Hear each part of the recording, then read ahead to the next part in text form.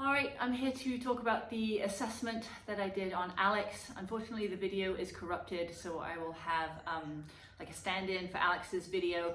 But based on the assessment that I did take for Alex, I'm just going to talk through some of the noticings that I took from that combined with his goals, and then we'll move forwards onto the prescription for him. So Alex's scratch test, he did have good left to right symmetry. He was able to get the upper arm on both sides in line with the thorax without having to do any manipulations or anything like that to try and get it there. The lower arm though did have trouble rotating all the way up and back. It was kind of going more across the back, so just kind of showing tightness in the shoulder there, which then kind of showed itself in the reverse plank. I don't want to get too far ahead of myself, but I did sort of just notice both arms tended to have the same issue there. On the air squat, we had quite a few complications. So the good thing is we were able to reach full depth. The feet did stay flat on the floor, but the chest, in order for him to get full depth, the chest really came forwards quite a bit. His head dipped down, and his knees weren't able to stay tracking out over the toes. So I failed him on the air squat. The lunge, I also failed him on. His stability and his balance on both legs was not great. His left leg was a little bit better, so his knee was able to track out over the toe on the left leg when the left leg was forward, and the torso was able to stay a little bit more upright on the left leg. It did come forwards though on both legs. It was just much more pronounced on the right leg, and the knee had much more trouble tracking and staying stable and balanced on the right side also. Like I said, the balance, the stability, the control in lowering and coming up was very difficult for him. He had not so much of an issue going down, although he wasn't able to control the speed of the rep very well. And then getting up, he really had to use quite a bit of sort of manipulations to try and get himself back upright again.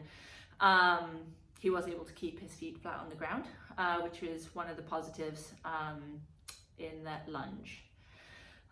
For the toe touch, he had good natural curve of the back. He was able to keep his legs straight, his knees locked out, his feet flat. So all those were good things. He had good left to right symmetry, but he was not able to touch the ground. He kind of got just past the knees. And we tried that a couple of times. I didn't really budge too much from there. Yeah, so not able to go all the way down. The single leg raises, the right leg was better than the left. Neither ankle of the raised leg was able to pass the knee of the prone leg. And one of the manipulations that I saw for him to try and get that was that he would splay out, like if this is my prone leg here, he would splay out that foot and bend the knee to try and lever the leg up a little bit higher. And he did do that on both sides. So after reminding him, you know, we want to try and keep that knee locked out and the foot, kind of the hip in line, we still weren't able to control that manipulation. It still kind of came in on the next couple of reps that I saw on both legs. On the plank, we were able to hold the front plank for 49 seconds. Once we got to there, I mean, well before then we could see the strain. Once we got there though, the hips, he had to come down. The hips were in line pretty much for all the way through, and then he just came down from that position, from the plank position, but he was able to have good vertical line, you know, running through the head to the toe while he was holding the plank. He wasn't kind of manipulating here. He was able to have protracted shoulder blades, which was what we were looking for. He just couldn't hold the position. The reverse plank, he held for 39 seconds. He did a great job because right off the bat you could see that was really difficult for him with the limitation that we saw in the scratch test going this way. He really couldn't kind of open up the chest fully to try and really kind of get back onto the arms. And so at 39 seconds the hips sagged tremendously. And so even after, I mean, they were sagging a little bit before then, and with a few reminders he was able to get them up, but then he came down at the 39 second mark. He had enormous trouble with the left and the right side on the side planks. He held the left hand side plank for 17 seconds and the right side for 15 seconds. On the left side, even throughout that 17 seconds, he was he had a really hard time stacking himself, his shoulders on top of each other and his hips on top of each other. He was very rotated forwards, and his hips also came forwards.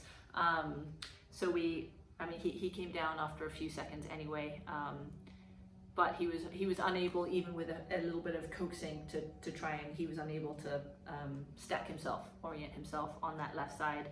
The right side was better, even though he held it for less amount of time. He didn't have to manipulate or contort so much to get into a good position, but his hips were really sagging quite a bit, so we called it at 15 seconds there. He wasn't able to keep them up. So that was the assessment there.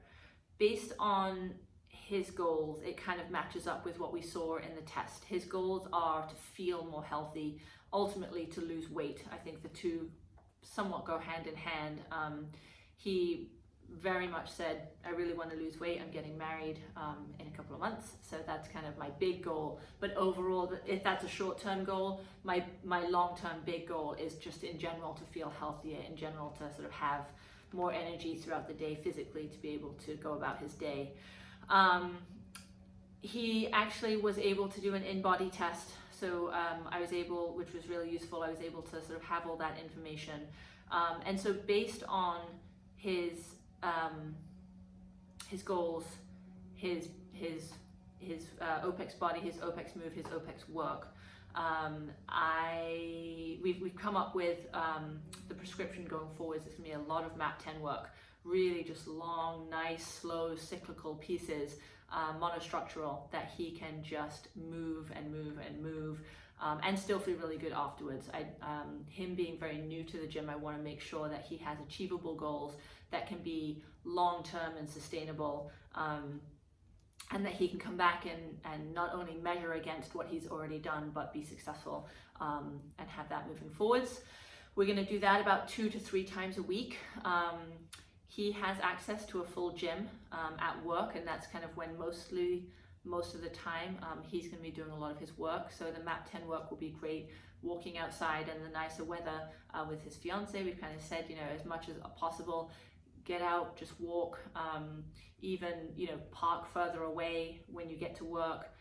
If it's a lunch break and you don't have a full hour, see if we can just kind of walk around the buildings a couple of times, just try and start to move, and in going hand in hand with that, just trying to raise his NEAT expenditure as well, making sure he does have a somewhat of a sedentary job, but just really trying to up that quite a bit, just kind of being active when you can, take the stairs when you can, things like that. For his resistance programming, I would like to boost a lot of these numbers, like the planks and the reverse planks and the side planks. I would like to help improve his stability within ranges of motion as well. He is quite new to the gym, so I'll be doing full body resistance work, also 2 to 3 times a week. He's pretty gung-ho, wants to go 4 or 5, maybe even 6 times a week. So again, depending on the week by week and his feedback for me, the resistance work will all be full body, high reps, low weight, and a lot of time under tension, not only to work on his movement patterns, but also just to build up that muscular endurance, and also just to make sure that technically, while he's still struggling with a lot of this stability and mobility and strength within certain positions, that we're not overloading anything in a wrong position. So that way we'll be able to build that up over time. But I see no reason why every day we can't do one of the movements, all of the movements. We'll do the bend, squat, push, pull, core and single leg movements as well. Other than that, we started talking a lot nutrition-wise. It's quite a big overhaul, so we're going to start as simply as possible and actually just really talk about a lot of the behaviors that go around nutrition. So really sitting down for each meal, chewing 25, 30 times, engaging with whoever's around in conversation rather than getting out his phone, looking at social media, things like that. And then as far as the food goes itself, he's not averse to tracking, but at this stage I want to talk much more about the behaviors obviously drinking enough water, and then also keeping it fairly simple. So rather than him having to put in numbers day after day after day and maybe seeing a binary, did I get the result I wanted or did I not, and having that be an issue, we're talking more about portion sizes and single food ingredient sources and where we can source that from. So he's even mentioned that he's interested in going to the farmer's market with his fiance and walking around and picking out locally grown and sourced foods, which is exactly what we're looking for. So we will get to sort of more in-depth things, but again, because he's so new to all of this, I wanted to start him off with something that is very doable. So we've really started talking about whatever you pick at the farmer's market, in the supermarket, for lunch, for dinner, things like that, as few ingredients as possible, and preferably ones that you can pronounce. I like to say real food, so anything grown or killed is great. Generally speaking, those things are just single source ingredient foods, and he seems pretty on board with that. So moving forwards, the behaviors are going to be around the nutrition, single food ingredients, sitting down, chewing, being mindful, sort of paying attention to the hunger cues and the satiation cues. As far as exercise goes, just upping the NEAT expenditure a little bit, and then in the gym, full body resistance work 2 to 3 times a week, as well as nice long monostructural cyclical pieces for MAP 10 work. And we'll do that for 7 to 8 weeks. I'll get his feedback continuously, and we'll come back in for another reassessment and see if we can boost some of those numbers and get some better, more comfortable mobility in there as well.